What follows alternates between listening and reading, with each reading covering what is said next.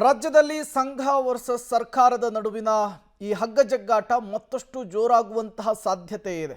ಅದರಲ್ಲೂ ಕೂಡ ಚಿತ್ತಾಪುರದಲ್ಲಿ RSS parade ವಿಚಾರ, ಶಾಂತಿ ಸಭೆಗೆ ಹೈಕೋರ್ಟ್ ಸೂಚನೆ ಕೊಟ್ಟಿದೆ. ಸಂವಿಧಾನಕ್ಕಿಂತ ಯಾರು ದೊಡ್ಡವರಲ್ಲ ಅನ್ನುವಂತಹ ಹೇಳಿಕೆಯನ್ನ ಪ್ರಿಯಾಂಕ್ ಖರ್ಗೆ ಅವರು ಕೊಟ್ಟಿದ್ದಾರೆ. ಹೈಕೋರ್ಟ್ ಹೇಳಿದಂತೆ ಮಾಡಬೇಕು.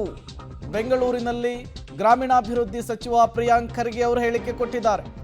ಶಾಂತಿ ಸಭೆಯನ್ನ ಅಧಿಕಾರಿಗಳು ಮಾಡ್ತಾರೆ, ನಾವು ಕಾನೂನು ಸಂವಿಧಾನವನ್ನ ಪಾಲನೆ ಮಾಡ್ತೇವೆ, ಆದರೆ ಅವರು ಯಾಕೆ ಪಾಲಿಸಲ್ಲ ಅಂಥೇಳಿ ಖರ್ಗೆ ಅವರು ಮತ್ತೊಮ್ಮೆ ಆರ್ಎಸ್ಎಸ್ ವಿರುದ್ಧ ಪ್ರಶ್ನೆಯನ್ನ ಮಾಡಿದ್ದಾರೆ. ಪಥಸಂಚಲನದಲ್ಲಿ ಹೈಕೋರ್ಟ್ನ ಸೂಚನೆಯ ವಿಚಾರಕ್ಕೆ ಸಂಬಂಧಪಟ್ಟಂತೆ ಮತ್ತೊಮ್ಮೆ ಪ್ರತಿಕ್ರಿಯೆ ಕೊಟ್ಟಿದ್ದಾರೆ. ಹೇಳಿದ್ದಾರೆ, ಏನು ಹೈಕೋರ್ಟ್ ಅವರು ಹೇಳಿದ್ದಾರೆ ಅದನ್ನು ನಾವು ಮಾಡಬೇಕಾಗ್ತದೆ. ಶಾಂತಿ ಸಭೆ ನಡೆಸುವಂತ ಹೇಳಿದರೆ ಅದು ಏನೋ ಅಧಿಕಾರಿಗಳು ನಡೆಸ್ತಾರೆ, ಆದರೆ ಕಾನೂನು ಇರ್ಬೋದು, ಸಂವಿಧಾನ ಇರ್ಬೋದು, ನಾವು ಪಾಲನೆ ಮಾಡ್ತಾ ಇದ್ದೀವಲ್ಲ, ಅವ್ರು ಯಾಕೆ ಪಾಲನೆ ಮಾಡ್ತಾ ಇಲ್ಲ ಅಂತ ಅಷ್ಟೇ ಕೇಳ್ತಾ ಇರೋದು. ಏನು ಹೈಕೋರ್ಟ್ ಅವರು ಹೇಳಿದ್ದಾರೆ ಅದನ್ನು ನಾವು ಮಾಡಬೇಕಾಗ್ತದೆ.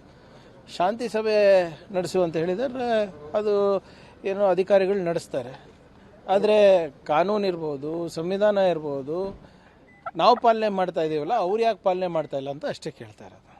ಏನು ಹೈಕೋರ್ಟ್ ಅವರು ಹೇಳಿದ್ದಾರೆ ಅದನ್ನು ನಾವು ಮಾಡಬೇಕಾಗ್ತದೆ.